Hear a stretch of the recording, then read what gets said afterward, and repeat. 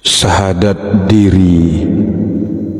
Allah Subhanahu wa ta'ala berfirman, A'udzu billahi minasyaitonir rajim.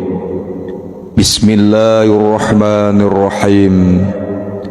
Wa idh akhadha rabbuka min bani adama min zuhurihim dzurriyyatahum wa ashhadahum ala anfusihim alastu bi rabbikum qalu bala syahidna. Aku mengambil kesaksian pada jiwa. Bahwa di sini jelas, singkat dan tegas bahwa yang diambil Allah pada diri manusia adalah kesaksian jiwanya. Itulah yang disebut syahadat jiwanya. Jiwa dulu bersyahadat, mensaksikan Allah baru mulut. Allah tidak pakai jika cuma syahadat mulut, karena yang diucapkan mulut atau lisan kita itu cuma bacaan syahadat. Itu bukan syahadat sebenarnya. Itu bukan syahadat sebagaimana yang dikehendaki Allah Ta'ala. Maka dalam surat yang lain Allah berfirman, Ya ayyatuhan nafsul mutmainnah, wahai jiwa yang tenang, kembalilah kepada Tuhanmu. Di ayat ini pun jelas, singkat, padat, tegas, bahwa yang dipanggil Allah adalah jiwa manusia, bukan jasad, bukan batang tubuh manusia atau yang lain selain jiwamu.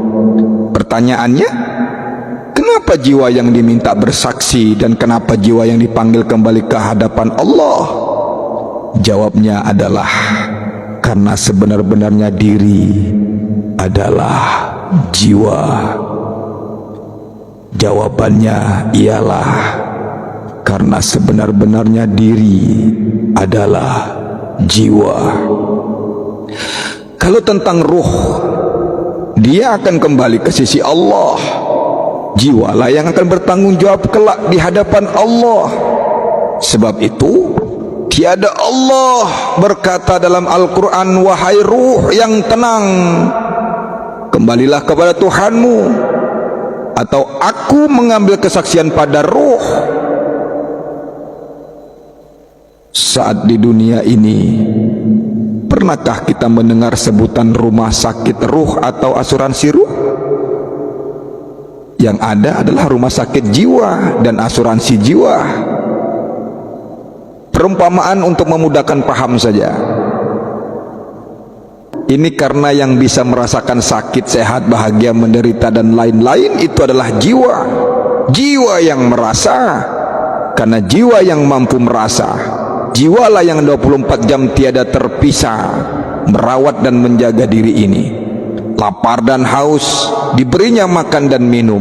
Sakit dia obati. Ingin tidur dia tidurkan. Saat bangun dia bangunkan dan lain-lain. Syahadat belum dikata sah jika manusia belum mengenal akan sebenar-benar dirinya, yaitu si jiwa itu tadi. Jika tidak mengenal jiwanya, maka syahadat yang manusia ucapkan baru sebatas syahadat mulut. Sedangkan yang diambil Allah adalah syahadat jiwa, baru syahadat mulut lisan yang mengikuti.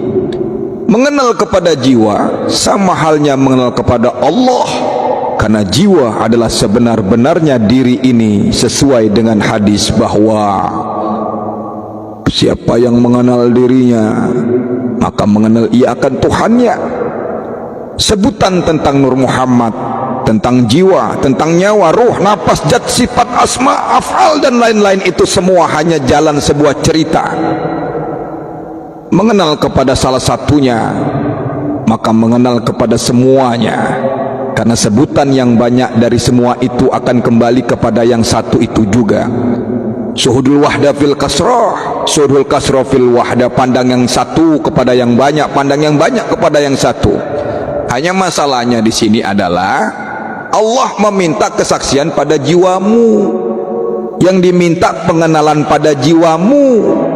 Jiwa ini juga yang diminta Allah untuk kembali padanya, enggak yang lain.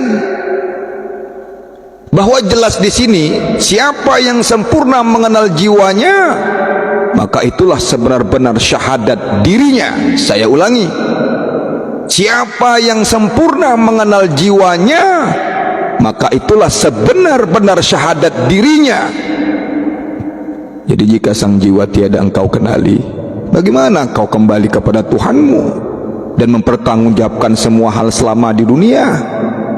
Karena hanya jiwamu lah yang dipanggil Allah, bukan jasadmu, bukan hartamu, bukan jabatanmu, bukan wajahmu yang tampan, yang cantik, rumahmu yang besar, tapi jiwamu lah yang dipanggil Allah. Ya ayah Tuhan nafsul mutmainnah, hai jiwa yang tenang. Maka itulah sebenar-benarnya syahadat diri. Jiwamu lah yang kelak diminta pertanggungjawabkan di hadapan Allah. Maka kenali jiwamu, sebenar-benar dirimu. Kalau kau percaya, monggo. Engkau percaya, silakan. Engkau nggak percaya pun, ya silakan. Niat kami cuma menyampaikan, selebihnya kembali ke diri masing-masing. Karena keyakinan tidak wajib untuk dipaksakan. Wallahu a'lam bishawab. La ilaha illallah. Allahu akbar. Assalamualaikum ya Sayyidi ya Rasulullah.